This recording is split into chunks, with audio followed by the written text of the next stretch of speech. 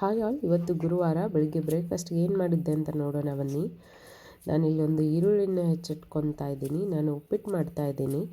ಬಟಾಣಿ ಸೀಸನ್ ಇದೆ ಅಲ್ಲ, ಸೊ ಬಟಾಣಿ ಹಾಕಿ ಉಪ್ಪಿಟ್ಟು ಮಾಡ್ತಾಯಿದ್ದೀನಿ. ಸೊ ಮೊದಲಿಗೆ ಈರುಳ್ಳಿನ ಹೆಚ್ಚಿಟ್ಕೊಂಡು ಏನು ಫೈನಾಗಿ ಚಾಪ್ ಮಾಡೋ ಅವಶ್ಯಕತೆ ಇಲ್ಲ.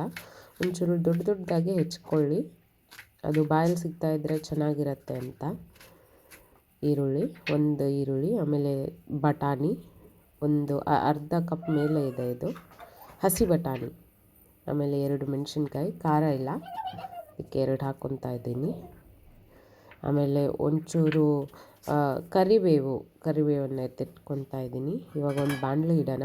ನಾವು ಸ್ಟೀಲ್ ಬಾಣಲಿ ಯೂಸ್ ಮಾಡ್ತಿರೋದ್ರಿಂದ ಇದನ್ನು ಚೆನ್ನಾಗಿ ಬಿಸಿ ಮಾಡಬೇಕು. ಮೊದಲು ಬಿಸಿ ಮಾಡೋದ್ರಿಂದ ತಳ ಹಿಡಿಯಲ್ಲ ಅಂತ ಚೆನ್ನಾಗಿ ಬಿಸಿ ಮಾಡಿ. ಇವಾಗ ಎಣ್ಣೆ ಹಾಕಿದ್ದೀನಿ ನಾನು. ಎಣ್ಣೆ ಕಾದ ತಕ್ಷಣ ಇದಕ್ಕೆ ಸಾಸಿವೆ, ಜೀರಿಗೆ, ಆಮೇಲೆ ಇನ್ನೊಂದು ಹಾಕಿದ್ದೀನಿ ನಾನು. ಸಾಸಿವೆ ಜೀರಿಗೆ ಜೊತೆ ಸೊಂಪು ಕಾಳು ಅಂತ ಬರುತ್ತೆ, ಆ ಸೊಂಪು ಕಾಳು ಸ್ವಲ್ಪ ಹಾಕಿದ್ದೀನಿ. ಆಮೇಲೆ ನಾನು ಹೆಚ್ಚಿಟ್ಕೊಂಡಂಥ ಮೆಣಸಿನ್ಕಾಯಿ, ಇದನ್ನು ಒಂಚೂರು 10 ಸೆಕೆಂಡ್ಸ್ ಫ್ರೈ ಆದಮೇಲೆ ಈರುಳ್ಳಿ, ಇದನ್ನು ಚೆನ್ನಾಗಿ ಮೊದಲು ಫ್ರೈ ಮಾಡ್ಕೊಬೇಕು. ಫ್ರೈ ಮಾಡಿಕೊಂಡು ಆದಮೇಲೆ ಇದಕ್ಕೆ ನಾನು ಕರಿಬೇವು ಹಾಕ್ಕೊತಾ ಇದ್ದೀನಿ. ಇವಾಗ ಇದೆಲ್ಲ ಮಿಕ್ಸ್ ಮಾಡಿಬಿಟ್ಟು ಎಣ್ಣೆಯಲ್ಲಿ ಚೆನ್ನಾಗಿ ಫ್ರೈ ಆಗಲಿ.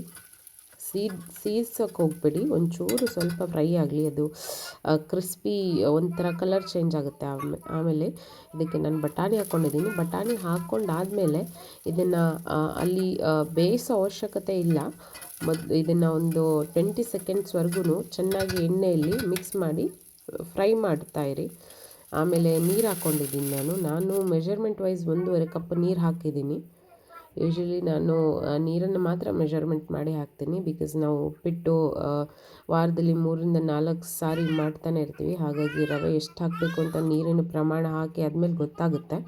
ನಾನೇನು ರವೆಯನ್ನು ಮೆಜರ್ಮೆಂಟ್ ಮಾಡಿ ಹಾಕಲ್ಲ, ಹಾಗೆ ಒಂದು ಕೈಯಲ್ಲಿ ತಿರುಗಿಸ್ತಾ ಹಾಗೆ ರವೆ ಹಾಕ್ತಾ ಇರ್ತೀವಿ. ಆವಾಗ ಗೊತ್ತಾಗುತ್ತೆ ಎಷ್ಟು ರವೆ ಹಾಕಿದರೆ ಇದು ಕರೆಕ್ಟಾಗಿ ಕನ್ಸಿಸ್ಟೆನ್ಸಿ ಬರುತ್ತೆ ಅಂತ. ಇಲ್ಲಿ ನೋಡಿ, ನನ್ನ ಮಗ ನನಗೆ ಕಿಚನಲ್ಲಿ ಪಾರ್ಟ್ನರ್ ಆಗಿದ್ದಾನೆ. ಇಲ್ಲಿ ನೋಡಿ ಇನ್ನೊಂದು ಪಾಪು, ಇದು ಹೆಸರು ಬಂದು ಜೂಜು ಅಂತ. ಇವಳಿಗೆ ಇವಾಗ 2 ವರ್ಷ. ಇವಾಗ January 14th 2 ವರ್ಷ ಆಗುತ್ತೆ. ಇವಳು ಬೆಳಗ್ಗೆನೇ ಎದ್ದೇಳ್ತಾಳೆ. ಇನ್ನೊಬ್ಬಳು ಮಲಗಿದ್ದಾಳೆ. ಇವಾಗ ನೋಡಿ, ಕುದಿ ಬಂದ ತಕ್ಷಣ ನಾನು ಉಪ್ಪು ಹಾಕ್ತಿದ್ದೀನಿ, ರುಚಿಗೆ ಎಷ್ಟು ಬೇಕಷ್ಟು. ಹಾಗೆ ಉಪ್ಪಿನ ಜೊತೆ ನಾನು ಇನ್ನೊಂದು ಇಂಗ್ರೀಡಿಯೆಂಟ್ ಆ್ಯಡ್ ಮಾಡಿದ್ದೀನಿ. ಇದನ್ನು ಯೂಶ್ವಲಿ ನಮ್ಮ ಮನೇಲಿ ಹಾಕ್ತಾ ಇರ್ತೀವಿ, ಟೇಸ್ಟ್ ಚೆನ್ನಾಗಿ ಬರುತ್ತೆ. ನಾನು 1 ಸ್ಪೂನಷ್ಟು ಸಕ್ಕರೆ ಹಾಕಿದ್ದೀನಿ. ಅದರಿಂದ ಟೇಸ್ಟ್ ಒಂಚೂರು ಚೆನ್ನಾಗಿರುತ್ತೆ ಅಂತ ನಮ್ಮ ಮನೇಲಿ ಹಾಕಿ ಮಾಡ್ತೀವಿ ಯೂಶ್ವಲಿ ನಾವು, ಚೆನ್ನಾಗಿರುತ್ತೆ. ಇವಾಗ ಇದನ್ನು ಮಿಕ್ಸ್ ಮಾಡಿದ್ದೀವಿ, ಕುದಿ ಬಂದಾಗಿದೆ. ಇವಾಗ ನಾನು ಉಪ್ಪಿಟ್ಟು ಹಾಕೋದು ವಿಡಿಯೋ ಮಾಡಲಿಲ್ಲ, ಏನಕ್ಕೆ ಅಂದರೆ ನಂದು 2 ಕೈ ಬ್ಯುಸಿ ಇತ್ತು. ಹಾಗಾಗಿ ಉಪ್ಪಿಟ್ಟು ರವೆ ಹಾಕಿದ್ದೀನಿ. ಇಲ್ಲಿ ನೋಡಿ, ನಾನು ರವೆ ಹಾಕುವಾಗ ಎಷ್ಟು ಪ್ರಮಾಣ ಹಾಕಬೇಕು ಅಂತ ನೋಡಲ್ಲ.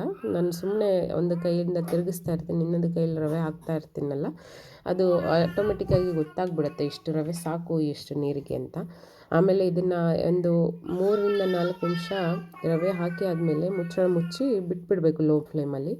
ಅದು ಆಟೋಮೆಟಿಕ್ಕಾಗಿ ನೋಡಿ ಇವಾಗ ಈ ಥರ ಆಗಿದೆ. ಇದು ಉಪ್ಪಿಟ್ಟು ಆಲ್ರೆಡಿ ಆಗೋಗಿದೆ.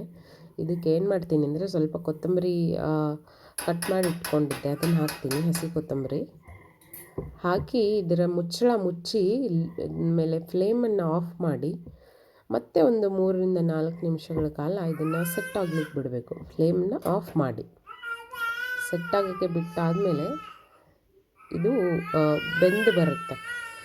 ಆಮೇಲೆ ನಾನು ವಿಡಿಯೋ ತಗೊಳ್ಳೋದು ಮರ್ತೋದೆ, ಬಿಕಾಸ್ ನನ್ನ ಮಗ ತುಂಬ ಕಾಟ ಕೊಡ್ತಿದ್ದ ಅಂತ ವಿಡಿಯೋ ತೆಗೆದು ಮರ್ತೋಯ್ತು. ಬಟ್ ಉಪ್ಪಿಟ್ಟು ಮಾತ್ರ ತುಂಬ ಚೆನ್ನಾಗಿ ಬಂದಿತ್ತು.